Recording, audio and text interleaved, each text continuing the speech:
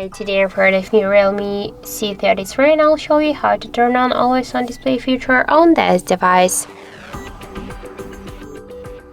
So first we should open the Play Store application because unfortunately we have not installed by default the always on display option. That's why we should get the application from the Play Store, and here we should enter now Muviz Edge. Muviz Edge.